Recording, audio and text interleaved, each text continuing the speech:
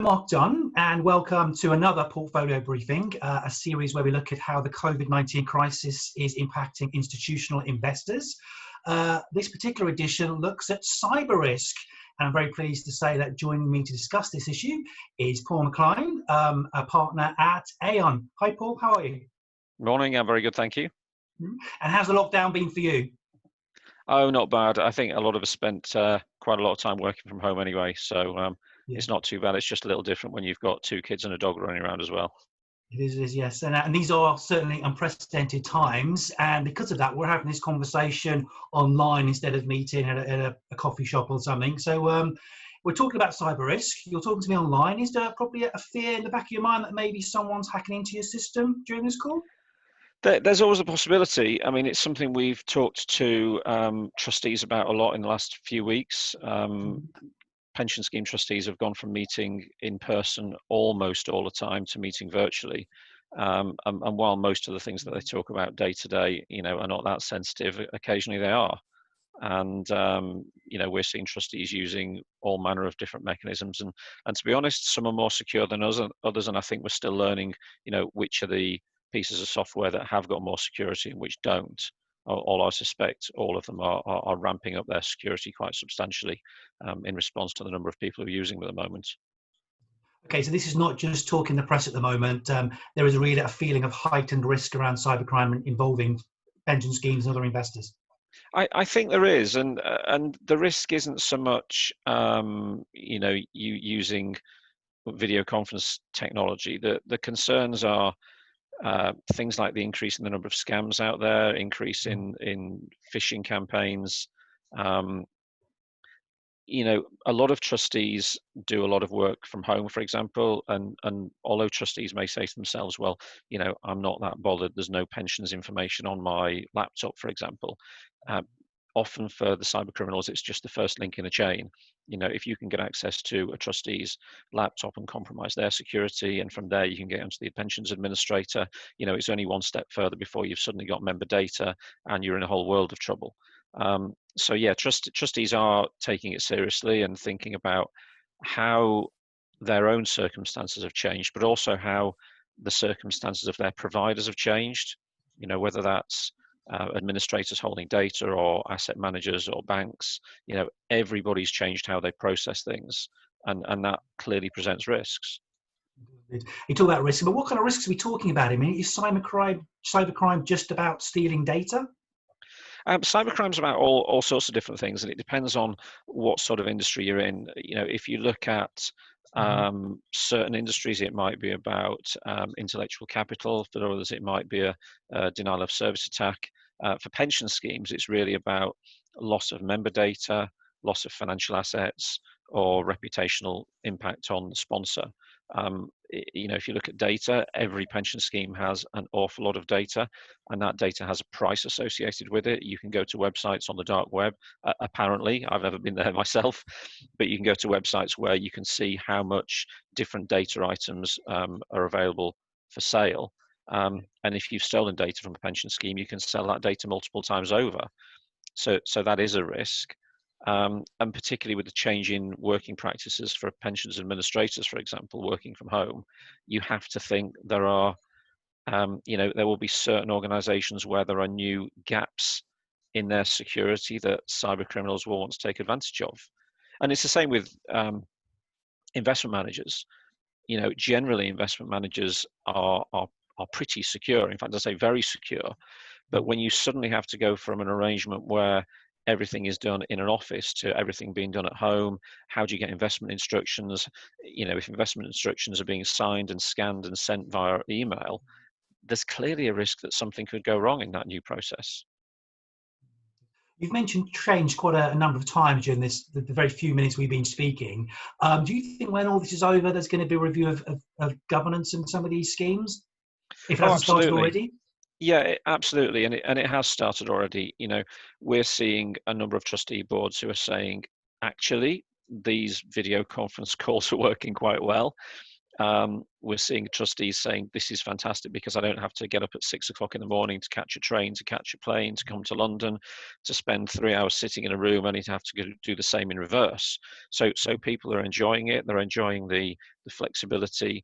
Of course, it's different running a meeting in a virtual environment, and there are certain things where we will still need face to face, but also more practical issues such as signing deeds, signing investment instructions. We are already seeing lawyers. I mean, the Law Society, I think, is looking at modernizing how deeds are signed so that we don't have to do them in person, witnessed face to face. We're seeing investment managers take different types of instructions. I was working with one pension scheme this week where their governing documents require trustees to make decisions in person, face-to-face meetings. So they're having to now update their scheme documentation to actually permit decisions to be made by video conference. So I think, yeah, it will absolutely have a sort of long-term impact on governance, but also obviously on how we all work day to day. And I think we've all recognised that in the last few weeks. Okay. How are you and your colleagues at Aon helping pension schemes to improve their cybersecurity? Well, within Aon, we're fortunate in that, as well as having a large team of pensions experts, we have a large team of cyber experts. We bought a cyber business a few years ago, and that's been hugely helpful. Um, those guys understand cyber very deeply. What we've been trying to do as the pensions team is translate that cyber knowledge into practical steps of what can pension schemes actually be doing. It's very easy to go to a cyber training session and come away just scared, and that might be fine. You want people to be a little bit scared, but then you quickly want them to move into, so what can we do about it? So we've been helping schemes with basic things like making sure they have a cybersecurity policy in place, making sure that they've got decent controls on how they as trustees are dealing with cyber risk and recognizing that they could be the weakest link if they're not careful, making sure they assess their third-party providers. That's a really important piece. You know, pension schemes are virtual organizations already, in the sense of, you know, pension schemes don't have their own IT teams and infrastructure. Everything is outsourced. And so assessing those outsourced providers is something we've been doing for a number of years now with pension schemes. And then things like incident response plans, in the same way that most businesses have an incident response plan, which might deal with all manner of different threats. Pension schemes have also had incident response plans, but they haven't tended to be focused on cyber. So the last couple of years, we've seen cyber incident response plans being put in place and being tested. We've even seen things like, you know, something we did last year with a board of trustees, or a group of trustees from different boards, was run a fake phishing campaign. So anyone working in large organizations is used to the fact that their employer sends them fake phishing emails from time to time to remind them of the importance of security and just to check that people are on the lookout for these things. So we did that with 250 trustees last year.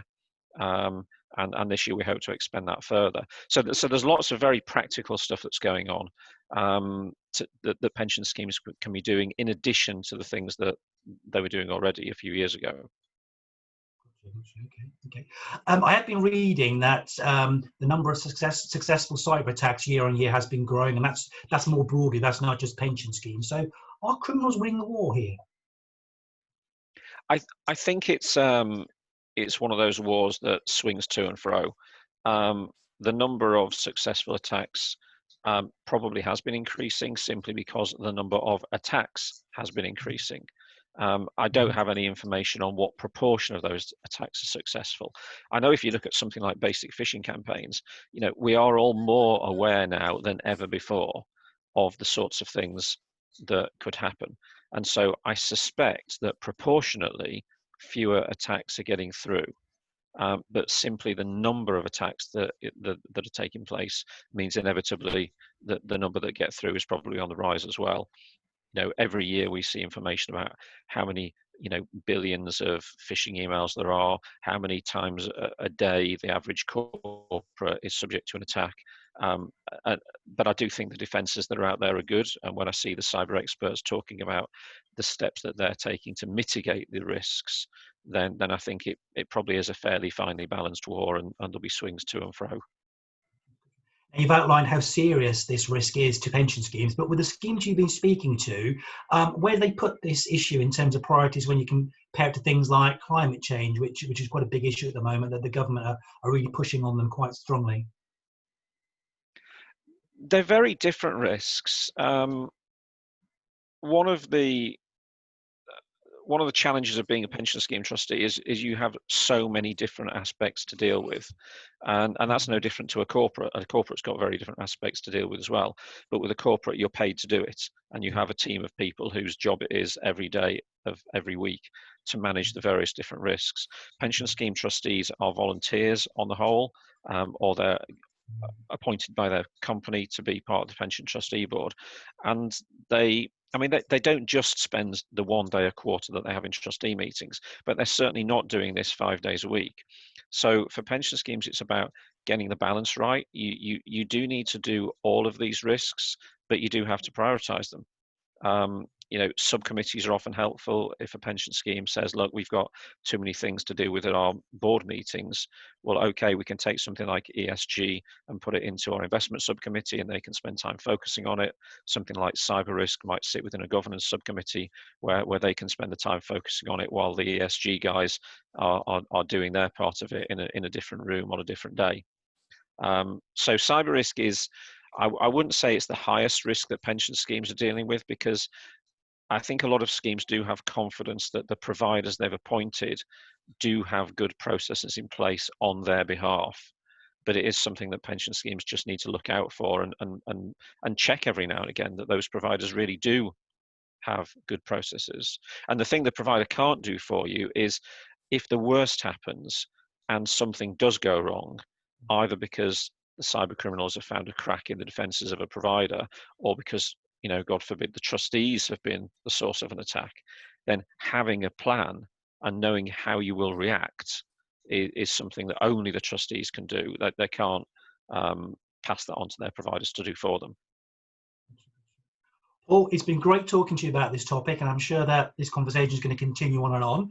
I'd like to thank you for your time today, and I'd normally end by saying stay safe with COVID-19 crisis, of course, but I must also add to that, stay safe online, after what we've just heard. So thanks, Paul. Thank you very much. Thank you. Goodbye.